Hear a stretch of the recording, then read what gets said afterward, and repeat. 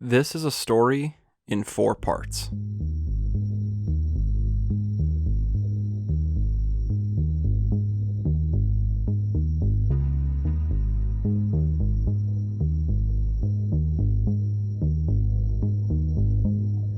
The 2006 Minnesota Twins were primed for a championship. Despite missing the postseason in 2005, the Twins had reached October baseball in the 3 previous seasons. The team still had Justin Morneau, Torrey Hunter, and Michael Kadire crushing the ball, and 27-year-old ace Johan Santana slinging it on the mound. They added free agent Tony Batista as another big bat, hoping his power would carry them to an easy division win. It did not.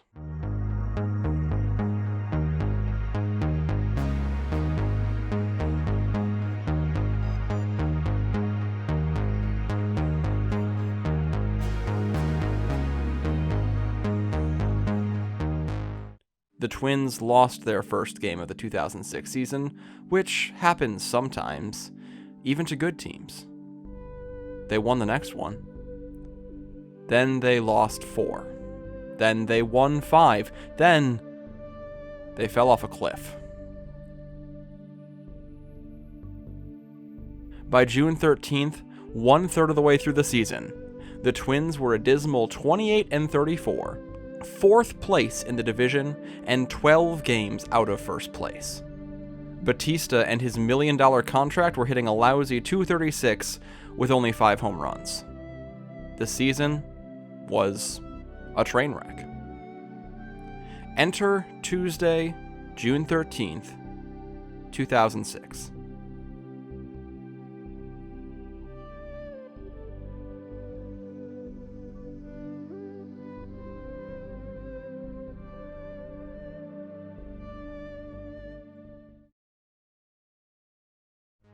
The Twins were in bad shape. Their opponents, the Boston Red Sox, were not. At 36-25, they were tied for first place in their division and gearing up for a deep run in the playoffs. They were riding the powerful right arm of 2-time world champion Curt Schilling. The 39-year-old was seeking one more ring before he retired, and he had been tearing up the competition in 2006, proving the old man still had it all. However, the Twins had their own superstar on the mound that day, in Johan Santana. In 2004, Schilling had finished second in Cy Young Award voting, the highest honor for a pitcher. In first place was a 25-year-old Santana. This was the 3rd time in Schilling's career he had finished as a runner-up for this award, and he would never come that close again. This was a matchup for the ages.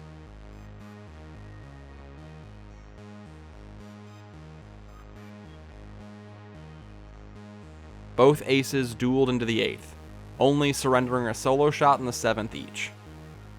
Both sides pulled their starters in favor of their closers in the 9th. No score. None in the 10th or the 11th either. As the 12th inning began, it was around 11 p.m. in Minneapolis. The Red Sox put a run across.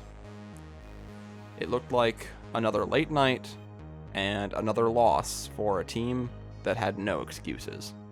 As the bottom of the 12th began, the Metrodome was sparse, a vast canyon of crushed hopes. The Twins got a man on base. Then they got another. Then, inconceivably, a third. The bases were loaded. There was only one out. At the plate was Jason Kubel, a rookie, slated to debut the previous year but kept out of the lineup with a devastating knee injury.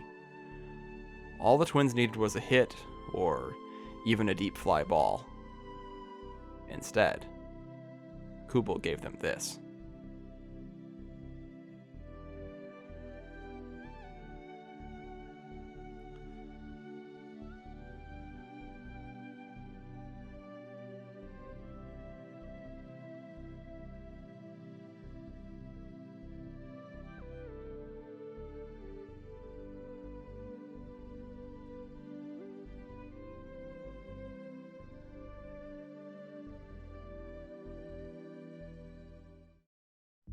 Tony Batista did not play in the June 13th game. On June 14th, the Twins released him, simply choosing to eat his $1 million salary. Of the next 18 games the Twins played after releasing Batista, they won 17 of them. I don't hate Tony Batista. I bet he's a wonderful guy and he can sure hit a baseball far better than I ever will. Logically, it doesn't make any sense that it was his fault the Twins were losing. But, as the great Leo DeRocher once said, baseball is like church. Many attend, few understand. The facts are these. After Batista's departure, the Twins won 17 out of their next 18. And despite all this winning, they were still 9 games back of the Detroit Tigers. Over the next month, they won some more, going 16-10. And on August 3rd, they were 9.5 games back. How disheartening it must have been to finally turn your season around, only to find out it might be too late. But the Twins just kept on winning. Without the albatross of Batista around their necks, there was nothing to stop them chasing down the Tigers. Enter October 1st, 2006. The Twins are 95-66, having won 2/3 of their games since releasing Batista. The Tigers, who hold the head-to-head tiebreaker, are also 95-66. The Tigers play the Royals, one of the worst teams in baseball that year. The Twins play the White Sox, a winning team who had fallen just short of making the postseason. Even if both the Twins and the Tigers win, the Tigers still claim the division pennant. The Twins play one of their best games of the year, capped off by a save by their star closer Joe Nathan. Then, they wait for the results of the Detroit game. The Twins did not have to wait long. The sorry Royals put up 7 runs in the first, and from there, it was over. The Twins had completed one of the greatest division comebacks in Major League history. Listen to the call from broadcaster Dick Bremer. Grounder to short. Bartlett to Morneau, and the regular season is over. Win number 96, and right now, the Twins own first place. They've got a batting champion, a likely Cy Young Award winner, a likely MVP, and they are the hottest team going into the playoffs.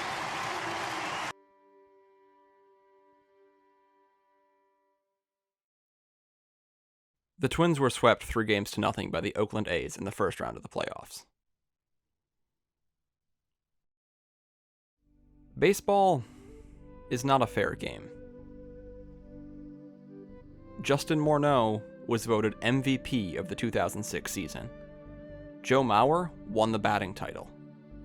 Johan Santana won his second Cy Young Award. To have 3 players on the same team with these accolades has almost never been done in the 120-year history of professional baseball. None of that matters. The Detroit Tigers, who the Twins spent their entire season chasing and eventually beating, were the ones who went to the World Series. Curt Schilling made the Hall of Fame. Johan Santana never will. In 2007, the Minnesota Twins missed the playoffs by 17 games. Why, then, should we remember? Why does this story matter? The 2006 Twins are no more remembered than Tony Batista. In short, it doesn't matter. This story doesn't matter any more than anything else we do. in the grand scheme of things, sports don't matter at all. But listen to what Jason Kubel says about that June 13th walk-off grand slam. My most fun I've ever had playing baseball. It was fun. That's all. It was fun. And then it was over. Kubel doesn't make the Hall of Fame either. But damn it, while he was here, he had a good time. And I think that's something we could all do well to learn from. God bless baseball. And God bless the 2006 Minnesota Twins.